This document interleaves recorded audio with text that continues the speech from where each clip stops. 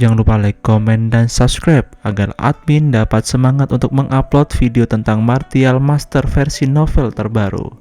Terima kasih. Cekicot, mari kita sedot. Orang yang berbicara sebelumnya memandang Feng Yuan yang dibunuh oleh Cheng Guan dengan curiga.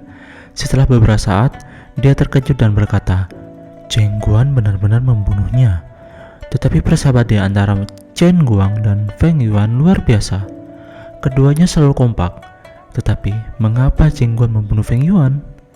Orang terkemuka merenung sejenak, mengerutkan kening dan berkata, Cheng Guan membunuh Feng Yuan memanglah sangat aneh. Tetapi, karena ini terjadi hanya ada dua alasan. Satu adalah Chen Guang dan Feng Yuan tidak seperti yang terlihat di lapangan, dan kedua belah pihak sebenarnya memiliki perselisihan. Jadi, di sini Chen Guang menyelinap untuk menyerang Feng Yuan. Ini adalah salah satu kemungkinan. Selain itu, ada kemungkinan lain. Berbicara tentang ini, mata prajurit terkemuka tiba-tiba menyala dan cahaya cemerlang meledak. Saudaraku, apa kemungkinannya? Orang lain memandang dengan bingung, tidak yakin mengapa kakak laki-laki tertua berhenti bicara. Yaitu Cheng Guan dan Feng Yuan menemukan harta karun terbaik pada saat yang sama. Harta ini sangatlah penting, bahkan dapat mengubah nasib keduanya. Cheng Guan ingin menelan harta itu, jadi dia diam-diam menyerang untuk membunuh Feng Yuan. Karena itu, nafas prajurit pemimpin ini menjadi berat, dan yang kedua ini mungkin jelas lebih nyata dan lebih dekat dengan kebenaran. Jadi, apakah Cheng Guan mati karena ini? Harta karun tertinggi seharusnya jatuh ke tangan orang yang membunuh Cheng Guan. Prajurit lain segera berkata dengan suara yang dalam, matanya menyala. Saudaraku, mari kita lihat selanjutnya. Apa yang harus kita lakukan? Apakah ingin mengejar? Dari auranya, tidak butuh waktu lama bagi orang yang membunuh Cheng Guan untuk pergi. Tetapi, jika orang itu bisa membunuh Cheng Guan, apakah kita akan naik? Jika sedikit khawatir apakah lawan bisa membunuh Cheng Guan, apakah kita akan menjadi master? Prajurit terkemuka mencibir. Mengejar? Tentu saja, untuk mengejar, jika orang itu benar-benar kuat, dia tidak akan meninggalkan prajurit suci Cheng Guan dan dia melarikan diri dengan tergesa-gesa. Jika saya tidak salah, orang itu akan membunuh. Kematian Cheng Guan seharusnya hanya kebetulan. Keduanya saling memandang dan mata mereka segera menunjukkan warna yang berapi-api. Menyingkirkan pedang hitam Cheng Guan, keduanya segera mengejar ke arah di mana Qin Chen menghilang. Tanpa menyimpang sedikit pun, menunjukkan pengalaman tempur yang sangat kaya. Qin Chen datang ke sini sepanjang hidupnya, belum mengalami apapun. Dia tidak tahu kekuatan dua orang yang menindaklanjutinya nanti. Tetapi Qin Chen tidak ingin bertemu orang-orang ini, bahkan ketika dia terluka parah. Ketika itu, dia terus berubah dalam kehampaan arahnya dan menghapus jejak di sepanjang jalan. Sosok Qin Chen berkedip. Dia terjun langsung ke pegunungan di depannya. Hanya sesaat kemudian, kedua sosok itu jatuh di dekat hilangnya Qin Chen. Hah? Nafasnya menghilang di sini? Setelah prajurit kemuka mengeluarkan kening, dia tidak bisa melihat arah hilangnya Qin Chen. Dan dia berkata dengan suara yang dalam, sungguh cara yang ampuh untuk bersembunyi. Kakak, apakah yang harus kita lakukan selanjutnya? Kata prajurit lain. Pemimpin prajurit itu ragu-ragu dan berkata, dia seharusnya melarikan diri. Selain itu, pegunungan Tianmang ada di depannya. Ada banyak sekte di dalamnya, sangat mudah untuk menghadapi, bahaya jika ada yang terburu-buru. Selain itu, pertemuan akbar di kota Changshuan akan segera diadakan. Kami juga jangan buang waktu-waktu di sini. Ini kesempatan langka. Ya, sayang sekali. Ayo kita pergi. Keduanya menggelengkan kepala dengan menyesal, berbalik, dan pergi dari sini dengan cepat.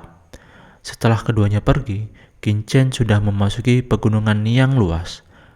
Hal ini yang paling mendesak adalah menyembuhkan cedera sepenuhnya terlebih dahulu, kemudian mencari tahu di mana dia berada, ucap Qin Chen. jatuh ke gunung dan menghela nafas sedikit, atau cederanya belum pulih? Jika tidak, dia tidak perlu khawatir tentang masa depan. Qin masih sedikit waspada terhadap dunia dan pengetahuan. Basis kultivasi Qin paling dekat dengan tahap akhir dari alam suci fana. Tentu saja, jika semua kartu halnya terbuka, dia secara alami akan menjadi lebih kuat. Tetapi, bagaimanapun juga, dia masih agak lemah. Setelah semuanya cedera selesai, lempeng giok alam semesta sepenuhnya berubah. Maka Qin akan tak terkalahkan di alam suci fana, bahkan berani menantang penguasa alam suci duniawi. Jika dia ingin datang ke alam surgawi, dia memiliki kemampuan tertentu untuk melindungi dirinya sendiri. Pertama, pikirkan cara mengetahui situasi saat ini. Qiansu dan yang lainnya dipisahkan sebelum mereka akhirnya masuk ke surga. Mereka seharusnya tidak dipisahkan terlalu jauh dari sini. Jika mereka memikirkannya semakin cepat, aku menemukannya semakin sedikit bahwa yang akan terjadi yang mereka hadapi. Qin sangat khawatir tentang Yu Qiansu dan ketiga lainnya. Namun pada saat ini, di hutan di kejauhan ada gelombang rumput dan pohon yang bergoyang seolah-olah ada sesuatu yang datang. Mengaum dengan suara keras, monster melompat keluar dari hutan. Seluruh tubuhnya ditutupi dengan sisik seperti buaya raksasa, ditutupi dengan sisik gelap dan baju besi yang memancarkan pola dao alami. Buaya raksasa melihat Qin meraung dan menabrak Qin secara langsung.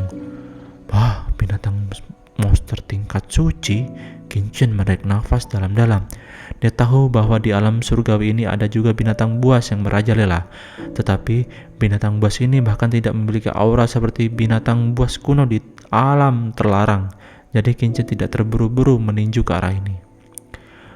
Buaya ini melesat melewatinya. Tinju pembunuh. Monster ini menghembuskan nafas di antara derap langkah. Batu-batu pecah, pepohonan hancur. Kekuatan yang terkandung dalam tubuh setara dengan seorang pejuang di tengah alam fana. Ledakan. Qin memukul buaya raksasa dengan tinju dan raungan terdengar. Buaya raksasa diledakkan terbalik oleh Qin. Tinju yang mengerikan mengguncang buaya raksasa dengan teriakan dan tenggorokannya retak. Qin mundur beberapa langkah juga. Lukanya belum sembuh. Kalau tidak buaya raksasa seperti itu, Qin bisa meledakannya dengan satu pukulan. Tentu saja, ini juga adalah hubungannya dengan Qin yang hanya mencoba mengujinya di awal dan tidak menunjukkan kekuatan sepenuhnya. Dengan tinju yang meledak buaya raksasa, Qin mendapatkan kepercayaan diri dengan hendak memenggal kepala buaya raksasa itu. Tiba-tiba, sepertinya ada suara pecah dari belakang buaya raksasa, seolah-olah banyak orang yang mengejarnya. Setelah buaya raksasa mendengar suara itu, dia tidak bisa memilih jalannya dan ia bergegas untuk melewatinya.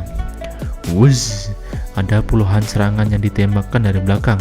Semuanya terendam dalam tubuh buaya raksasa ini, lalu mulai menimbulkan kerusakan. Ekspresi Qin bergerak. Masing-masing dari selusin serangan mengandung daya tembus yang sangat kuat yang merupakan berbagai aturan. Kemudian mereka digabungkan dengan bersama dan mereka marah. Selain itu, setelah serangan di antara itu dikirimkan, itu secara otomatis menyerap energi suci surga dan memperkuat dirinya sendiri. Ledakan. Kepala buaya raksasa itu retak oleh Qin dan jatuh ke tanah, mengejang dengan kuat. Oke, itu sudah mati. Itu memang sudah mati. Kami melacak buaya kuno berpakaian besi untuk waktu yang lama. Kami akhirnya membunuhnya hari ini. Ini harus dijual dengan harga yang bagus, terutama armor besinya. Tapi ini adalah material yang sangat bagus untuk menyempurnakan armor suci. Ada 5 atau 6 sosok penuh melompat keluar dari gunung dan hutan menunjukkan kegembiraan. Ya guys, jangan lupa like, komen, dan subscribe agar nanti atau besok saya langsung upload yang terbaru. Mantap? Oke.